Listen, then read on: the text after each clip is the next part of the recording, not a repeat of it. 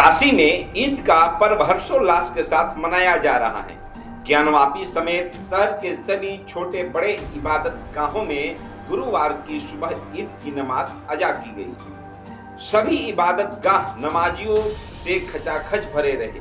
लोगों ने खुदा की बारगाह में नमाज अदा कर अल्लाह को शुक्रिया अदा किया। इस दौरान सुरक्षा के कड़े इंतजाम किए गए थे।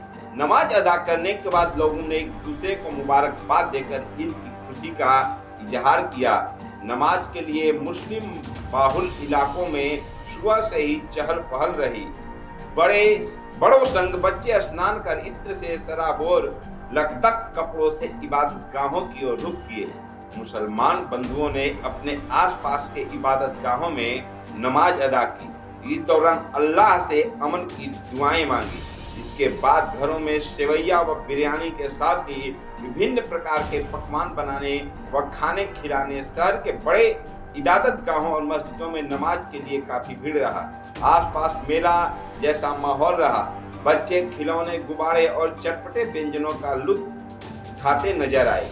लंगड़े हाफिज मस्जिद, लाट सरैया, पुराना पुल ईदगाह, काशी विद्यापीठ ईदगाह, शक्कर तालाब, रेवड़ी तालाब मस्जिद, पुलिस लाइन की मस्जिद सहित अन्य मस्जिदों और इबादत गाहों में उलेमाओं ने ईद की नमाज अदा कराई।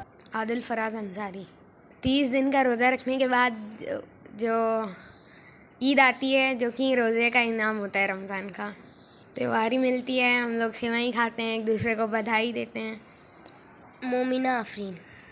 हम सुबह उठ के पहले नमाज़ पढ़ा हमने, और फिर हम बड़े लोग से तिवारी ली, एंड फिर हमने सेवइयाँ खाई और लोग को बधाई दी, और फिर हमने खूब खुशियाँ मनाई। मेरा नाम इश्तियाक अहमद है। मैं सर सैयद सोसाइटी का जनरल सेक्रेटरी हूँ।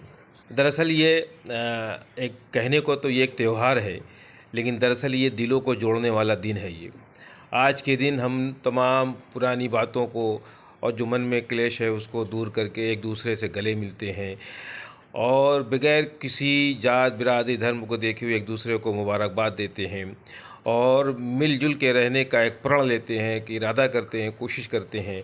इस दिन का काफ़ी बेसब्री से इंतज़ार रहता है। और दूसरी बात यह है कि अगर ये कहा जाए कि ये ईद का त्यौहार मनाने की वजह क्या हो सकती है, तो दरअसल आप जानते हैं कि जो मुसलमान हैं वो साल भर में एक महीना रमज़ान का महीना आता है। उस एक महीने में ये 30 दिन रोज़े रखते हैं और अल्लाह की तरफ से ये उन रोज़दारों को ये इनाम है जो 30 रोज़े रखते हैं, उनको एक दिन खुशी का ये दिन दिया गया और वो अपनी खुशी मनाते हैं। दरअसल ईद मनाने का यही मकसद है और एक मैसेज ये जाता है कि हमें मिलजुल कर रहना चाहिए और एक दूसरे के दुख सुख में भी शरीक होना चाहिए। आज हमारा सुख का दिन है, खुशी का दिन है, हम सब भाई बंधु मिल के मना रहे हैं। इसी तरह से अगर मिलन और मिलने का तौर तरीका बना रहेगा तो कल खुदा न खास्ता कोई विपत्ति पड़ेगी तो हमारे यही भाई हमारे लोग हमारे साथ मिलकर भी काम करेंगे। देखिए, रमज़ान के महीने में दरअसल रोज़ा रखने का दिन तो होता ही है, लेकिन दरअसल वो गरीबों को मदद करने का भी वो महीना कहा जाता है। और इस्लाम धर्म में ये बताया गया है कि आप सिर्फ अकेले खुशी ना मनाइए, बल्कि आपके इर्द गिर्द जो गरीब हैं, परेशान हाल हैं, मिस्कीन लोग हैं, जो कि अपने कमाए हुए पैसे से शायद वो खुशी ना मना सकें, आप उनकी खुशी को भी दोबाला करने के लिए, दोगुना करने के लिए अपने पैसे उनको कुछ दीजिए। इसको हम ज़कात की शक्ल कहते हैं, खैरात की शक्ल कहते हैं। यानी इस्लाम का ये जो एक मैसेज है कि सब एक बराबर एक दिन दिखें। किसी को ये ना लगे कि मैं गरीब हूँ तो हमारे कपड़े नए नहीं हैं। आप गरीब हो, अमीर हो, सब नए नए कपड़े होने चाहिए और सब ईदगाह जाकर अल्लाह की बारगाह में अपना शुक्राना अदा करते हैं।